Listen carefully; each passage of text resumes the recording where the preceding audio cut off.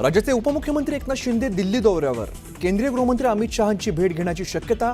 शिवसेनेचे मंत्री वादाच्या भोवऱ्यात सापडल्याच्या पार्श्वभूमीवर शिंदेंच्या दिल्ली दौऱ्याची राजकीय वर्तुळात चर्चा.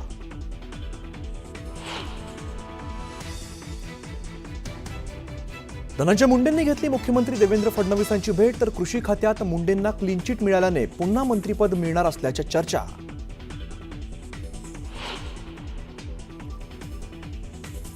शिवसेना पक्ष आणि चिन्ह प्रकरणाची सुनावणी पुढे ढकलली. 15 सप्टेंबर ते ऑक्टोबर दरम्यान सुनावणी निश्चित होण्याची शक्यता.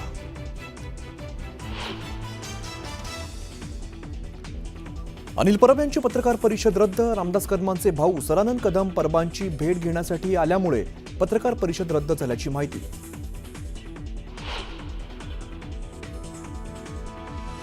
संतोष देशमुख हत्या प्रकरणात वाल्मिक कराडचा सहभाग. खंडणीत अडथळा आणल्यामुळे कट रचून संतोष देशमुखांची हत्या. विशेष मकोका न्यायालयाचं प्रथमदर्शनी निरीक्षण.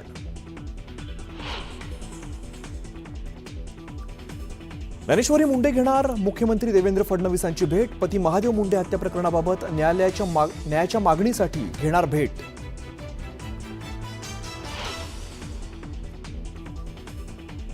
कृषी मंत्री सभागृहात 18 ते 22 मिनिटं पत्ते खेळत होते.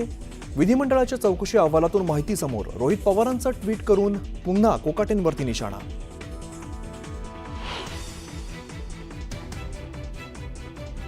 अण्णा डांगे पुन्हा भाजपात. धनगर समाजाच्या आरक्षणासहित अनेक प्रश्नांवरती उठवला होता आवाज.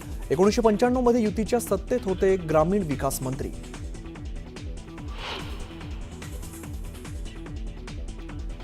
ठाण्यातील काही शाळांमध्ये हिंदीचे वर्ग सुरू झाल्याचा प्रकार मनसेने आणला समोर. मनसेच्या अविनाश जाधवांनी शिक्षणाधिकाऱ्यांना विचारला जाब.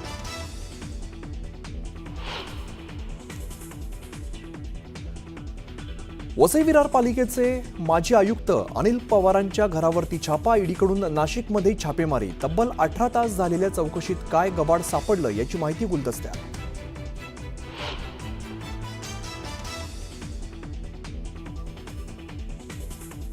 आणि रशियाच्या पूर्व किनाऱ्यावरती भूकंपानंतर सुनामीचा इशारा. अमेरिका जपानमध्ये उंच लाटांचा कहर. चीनमध्येही अलर्ट जारी.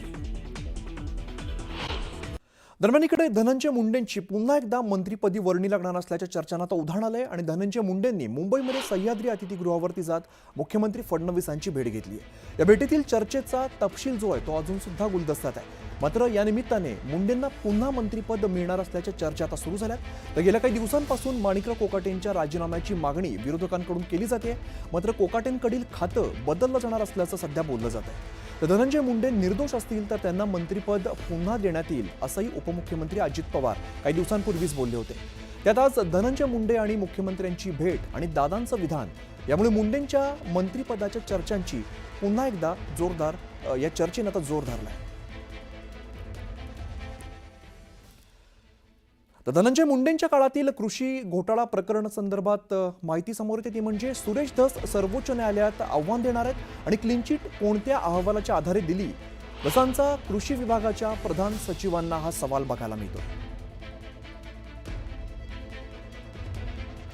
धनंजय मुंडेंसंदर्भात क्लीन चिट कोणत्या विरोधात सुरेश धस सर्वोच्च न्यायालयात जाणार आहेत.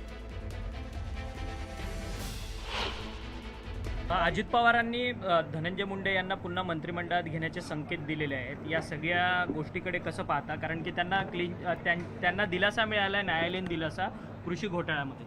नाही, अजून त्या बाबतीत मी काही बोलू शकत नाही. तो त्यांच्या पक्षाचा प्रश्न आहे. परंतु या बाबतीमध्ये मला वाटतं प्रकाशदादा बोललेले आहेत. मला काही त्याच्या बाबतीत बोलायचं नाही. परंतु त्या क्लीन चिटच्या अगेन्स्ट काही लोक सुप्रीम कोर्टामध्ये त्या ठिकाणी जाणार. माननीय मुख्यमंत्री महोदयांकडे विनंती केलेली आहे. कृषी विभागातला एक घोटाळा नाही.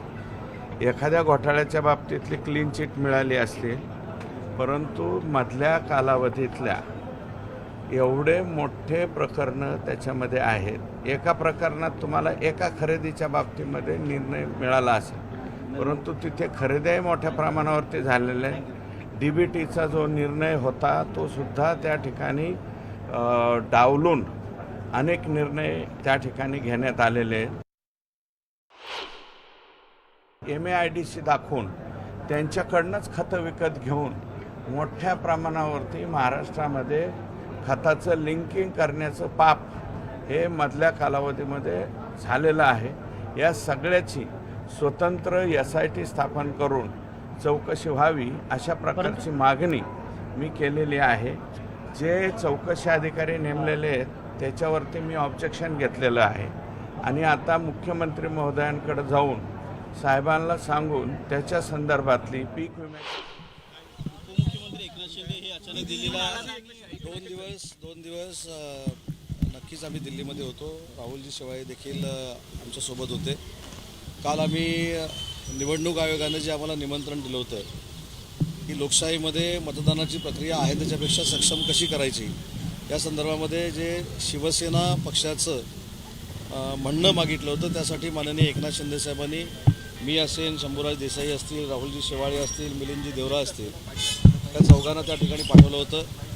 माननीय डॉक्टर श्रीकांत शिंदे साहेब देखील त्या शिष्टमंडळामध्ये होते, परंतु त्याच वेळेला त्यांचं लोकसभेतलं भाषण होतं त्याच्यामुळे त्या शिष्टमंडळामध्ये येऊ शकले नाहीत. परंतु जे काही वेगळ्या पद्धतीची बातमी आम्हाला ऐकायला होती की आम्ही धनुष्यबाणाच्या निशाणीसाठी निवडणूक आयोगाला भेटतोय, आम्ही सुनावणीसाठी निवडणूक आयोगाला भेटतोय, अशी कुठचीही शक्यता नाही. उलट आम्ही मतदार यादीमध्ये बांगलादेशी जर असतील तर ते काढून टाकण्याची मागणी केली. मतदार यादी ही आधारला लिंक करावी अशा पद्धतीची मागणी केली आणि भविष्यामध्ये माननीय देशाचे पंतप्रधान नरेंद्र मोदी साहेबांनी जो निर्णय घेतला आहे वन नेशन वन इलेक्शन याचं समर्थन माननीय एकनाथ शिंदे साहेबांनी देशात पहिल्यांदा केलं. त्याची जाणीव देखील आम्ही निवडणूक आयोगाला करून दिली आणि अतिशय खेळीमेळीच्या वातावरणामध्ये अर्धा तासाची आमची बैठक झाली. आपण आज एकनाथ शिंदे दिल्लीला चाललेले आहेत, त्यांची भेट देखील झाली आहे त्यांच्यासोबत. काय कारण आहे दिल्ली दौऱ्याचं? आम्ही नक्कीच एकनाथ शिंदे साहेबांची आता भेट घेतली कारण आम्ही यायला आणि ते दिल्लीला जायला हा योगायोग त्या ठिकाणी होता आणि म्हणून आम्ही भेट घेतली. पण जे काय वातावरण आम्ही तिथंच आता बसल्या बसल्या बघत होतो की शिंदे साहेब दिल्लीला का चालले, नक्की कारण काय.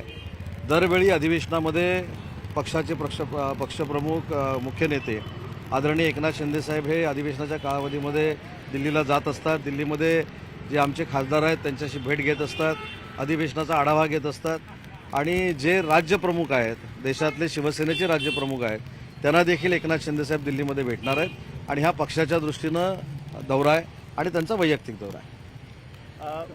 भास्कर जाधवांनी एक पत्र त्यांच्या कार्यकर्त्यांना समर्थकांना दिले की कुठेही जाऊ नका, थांबा. त्याशिवाय ते असंही म्हणतायत की 40 वर्ष मी राजकारणात आहे, कोणी मला शिकवू नये की मला काय करायचं. पहिली गोष्ट अशी आहे की भास्कर जाधव साहेबांनी जे भावनिक पत्र दिलं ही त्यांची भावना आहे. त्याच्यामुळे त्याच्यावर टीका करणं, त्याच्यावर काहीतरी वेगळं बोलणं हे माझ्यासारख्या कार्यकर्त्याला योग्य वाटत नाही. शेवटी माझ्याकडनं देखील जर काही पदाधिकारी बाजूला गेले तर मनाला वेदना होतं, त्याच्याबद्दल दुमत असण्याचं काही कारण नाही. पण परवा देखील दिल्लीला जाताना जी प्रेस कॉन्फरन्स झाली त्याच्यामध्ये मी सांगितलं की ज्यांनी पक्षप्रवेश केला त्यांनी कुठेही माननीय भास्कर जाधव साहेबांवर टीका केली नाही. उलट त्यांनी असं सांगितलं की ज्या पक्षामध्ये माननीय भास्कर जाधव साहेबांचं खच्चीकरण होतं आहे, माननीय भास्कर जाधव साहेबांवर जबाबदारी दिल्यानंतर देखील जबाबदारी ते पार पाडत असताना त्यांना मान सन्मान दिला जात नाही, ही भूमिका त्यांनी जाधव साहेबांकडे मांडली.